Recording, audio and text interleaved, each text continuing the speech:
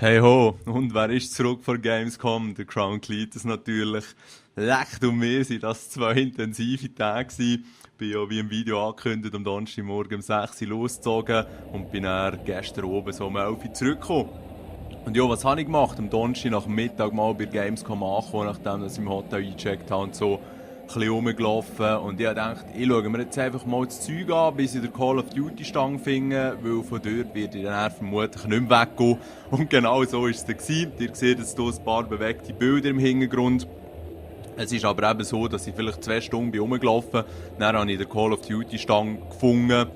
Oder habe mich dort mal angestellt. Und dann bin ich 2 Stunden etwa angestanden, konnte 20 Minuten zocken. Bin dann nochmal gerade raus, anstehen, nur etwa 2 Stunden. Dann war dann noch die Live-Aufzeichnung hier mit dem Major Nelson und so, dass wir live gestreamt haben. Und genau wegen dieser Zeit, während dieser Zeit, konnte ich da auch noch einmal zocken. Dann war ich ein bisschen müde gewesen, zurück ins Hotel, noch ein bisschen in die Stadt rumgeziggert. Irgendwie noch Prometheus schauen ins Kino, richtig geile Filme.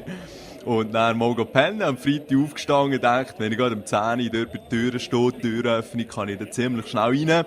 Diesen Gedanken haben aber auch schon viele andere gehabt.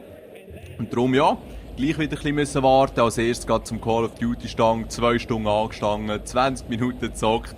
Und dann ist es zeitlich schon langsam knapp geworden, auch wegen der Rückfahrt und so, wegen dem ganzen Zeugs noch organisieren.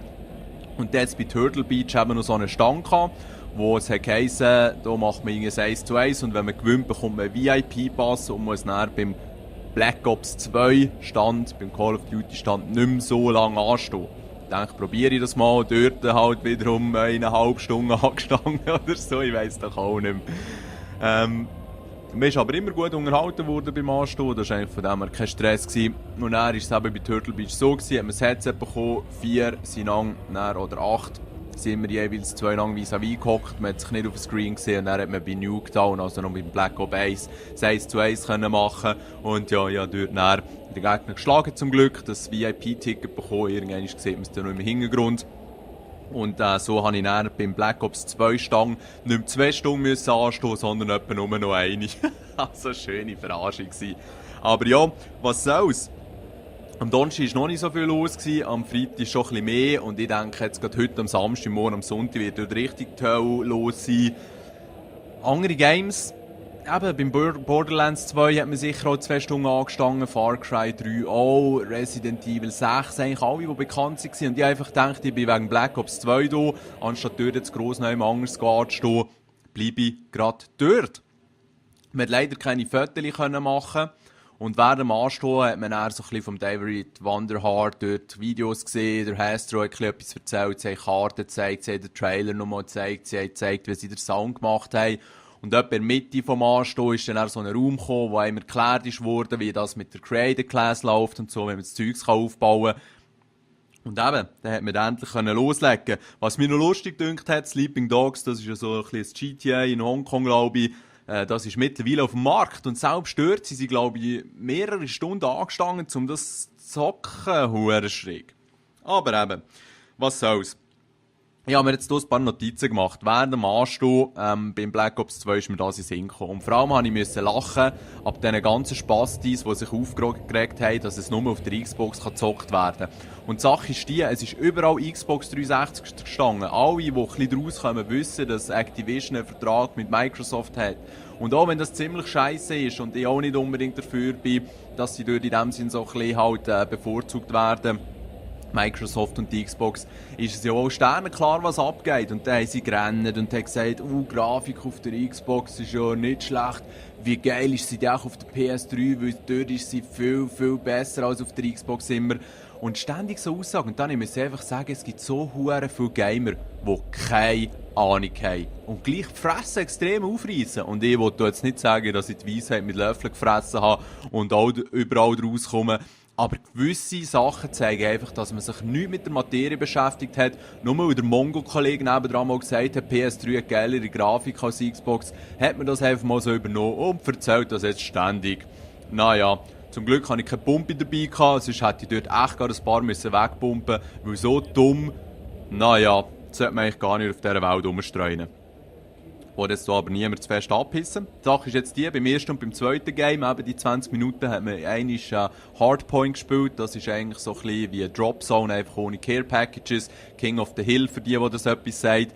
Ist ein bisschen schwul, muss man immer ein bisschen rumsäckeln, wird auch ein bisschen campiert. Ich habe sowieso ein paar Ecke-Camper gesehen, mir jetzt verrissen. Weißt du, stehst 2 Stunden an und gehst schnell in die Ecke campen. Huere dumme Sachen. Und allgemein habe ich ein paar Spieler gesehen, die dermassen schlecht waren, dass es sich mir nicht ganz erklärt hat, wieso dass die jetzt 2 Stunden sind angestanden. Und das kann nicht jeder so ein Call of Nerd sein wie ich.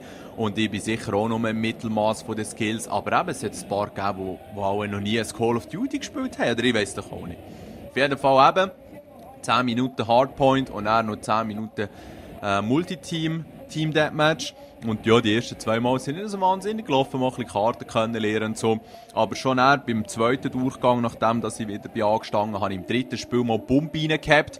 Und nicht die vollautomatische, die David Vanderhart so gefällt, sondern die dritte, die man jetzt dort auswählen konnte. Es war fast ein bisschen wie das Best 12 gewesen, hat man dort noch ein bisschen längeren Lauf drauf tun, dass sie schneller schießt, erweiterte Magazine oder eben, dass man schneller nachladen kann. Und der hat das Huren gerockt. Und ich habe mit Spyplane, Hunter Killer Drone und dem Care Package gespielt und habe dann einmal im Care Package so einen Stealth Chopper gehabt, der eben auf der Karte nicht angezeigt wird. Und dort habe ich es 40:11 gemacht. Und habe recht Freude gehabt, vor allem meine 2 anderen Kollegen. Wir haben dann in 3er-Teams gegen 3 andere 3er-Teams gespielt, in diesem Multiteam-Team Deathmatch. Und meine 2 anderen Kollegen haben eine negative KD gehabt. Und gleich haben wir gewonnen. Ich habe es also sozusagen rausgerissen, das Game. Und dann hat es dann ein T-Shirt gegeben, Multiteam-Team Deathmatch-Sieger. Und beim Turtle Beach stand, wo ich dann auch zum Glück den VIP-Pass gewonnen habe, hat es dann auch noch eins gegeben, dass man alle gehört und geschlagen hat und ein bisschen bla. Ja, jetzt habe ich 2 Black Ops 2 T-Shirts, was mich schon noch gefreut hat, die abzahnen. Ja. Also, was dann ein bisschen komisch war, unter den Samsung-Bildschirmen hat man zwar ein Xbox-Pad und Turtle Beach Kopfhörer, aber ich bin nicht sicher gewesen, ob das Game selber auf dem PC läuft, weil man keine Xbox gesehen und es war so verschalen gewesen, dass man schlecht erkennen konnte, was jetzt genau für eine Plattform ist, weil man kann ja auch die Xbox-Controller am PC anschließen. Darum kann es gut sein, dass wir dort einen PC am Laufen hatten. Das spielt aber keine Rolle. Das Game selber hat mir extrem Spass gemacht. Es hat mir ganz geil gedünkt, wie man Klassen anpassen kann. Häufig habe ich gar keine zwei Waffen dabei gehabt, sondern habe ein bisschen geschaut, dass ich mehrere Perks herumziehen kann. Und es ist extrem vielseitig. Das muss ich wirklich sagen. Und rein von dem her, mir freut's. Ich freue mich aufs Black Ops 2. Der Multiplayer könnte richtig gut werden. Sie sind engagiert dahinter, probieren etwas Gutes für die Fans zu machen. Und nicht nur für die breite Masse, wie immer alle meinen, sondern eben auch für die ein bisschen, ich sage jetzt mal, professioneller zocken, die sich ein bisschen besser auskennen. Denen wollen sie auch etwas bieten. Und ich bin wirklich gespannt. Es ist eine gute Sache.